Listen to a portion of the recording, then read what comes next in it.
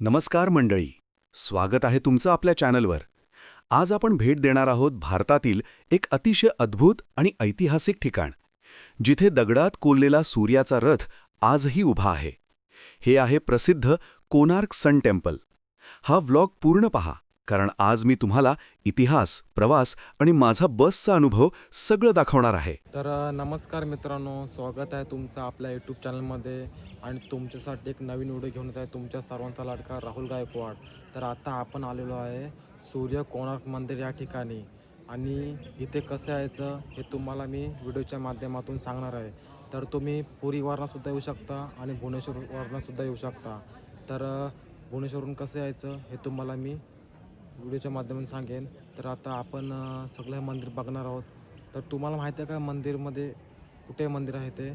तर तुम्ही 10च्या नोटीवर बघितलात तर तुम्हाला 10च्या नोटीवर ते सूर्य कोणार्क मंदिर दिसेल. तर आता आपण बघूया, आणि नवीन असाल तर लाईक, सबस्क्राईब आणि शेअर करायला विसरू नका. तर चला आता आपण हे मंदिर बघायला सुरुवात करूया.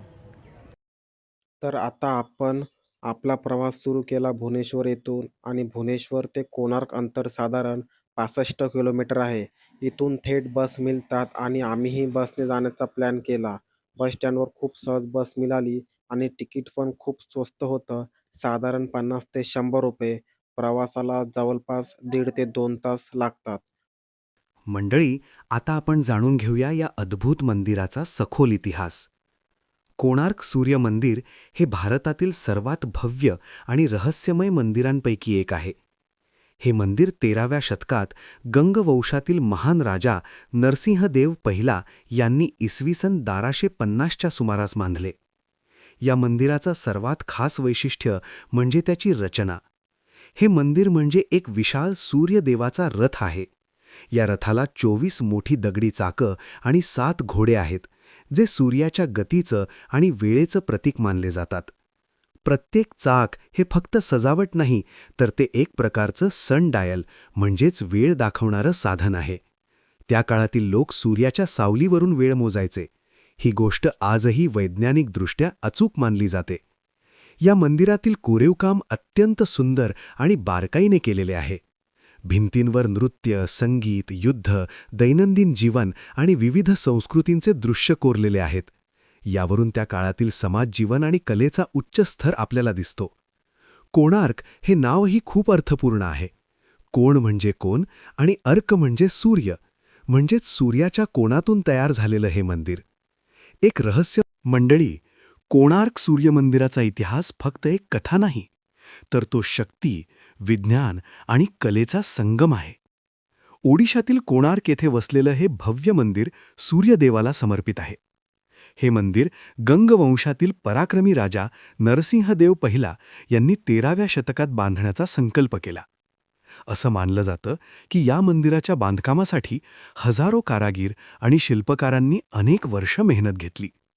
प्रत्येक दगडावर केलेलं कोरीवकाम हे त्या काळातील अत्याधुनिक कलेचं उदाहरण आहे. या मंदिराची रचना एक भव्य रथासारखी आहे. जणू सूर्यदेव स्वतः आपल्या रथातून आकाशात प्रवास करत आहेत. या रथातील 24 चाकं दिवसातील 24 तास दर्शवतात, तर 7 घोडे आठवड्यातील 7 दिवसांचे प्रतीक मानले जातात. सर्वात खास गोष्ट म्हणजे या चाकांचा वापर प्राचीन काळात वेळ मोजण्यासाठी केला जात होता. सूर्याच्या किरणांच्या सावलीवरून वेळ ओळखली जात असे. हे त्या काळातील प्रगत विज्ञानाचं उदाहरण आहे. मंदिराच्या भिंतींवर कोरलेली शिल्प खूप काही सांगतात. त्यात नृत्य, संगीत, युद्ध, प्रेम आणि दैनंदिन जीवनाचं. मंडळी, कल्पना करा, एक असा काळ जेव्हा ना मशीन होती ना मॉडर्न टेक्नॉलॉजी, पण तरीही माणसांनी असा चमत्कार घडवला जो आजही आपल्याला थक्क करतो. हे आहे कोणार्क सूर्यमंदिर. 13व्या शतकात गंगवंशातील राजा नरसिंहदेव पहिला यांनी एक स्वप्न पाहिलं. एक असं मंदिर उभा राहायचं जे सूर्यदेवाच्या शक्तीचं प्रतीक असेल. आणि त्या स्वप्नातून जन्म झाला या भव्य मंदिराचा. हे मंदिर साधं नाही, तर एक विशाल रथ आहे, सूर्यदेवाचा रथ. या रथाला 24 प्रचंड चाकं आहेत आणि 7 घोडे, जे वेग आणि वेळ दर्शवतात. त्या काळातील शिल्पकारांनी प्रत्येक चाक इतकं अचूक बनवलं की त्यावरून वेळ मोजता येत होती. म्हणजेच हे मंदिर फक्त धार्मिक नाही, तर एक चालतं बोलतं विज्ञान आहे. मंदिराच्या भिंतींवर कोरलेली शिल्प त्या काळातील जीवनाची गोष्ट सांगतात. नृत्य, संगीत, युद्ध, प्रेम सगळं काही या दगडात जिवंत आहे. असं म्हणतात की या मंदिराच्या शिखरावर एक शक्तिशाली चुंबक बसवला होता, ज्यामुळे समुद्रातून जाणाऱ्या जहाजांच्या दिशादर्शकावर परिणाम होत असे, आणि म्हणूनच हे मंदिर दूरवरूनही ओळखलं जात होतं.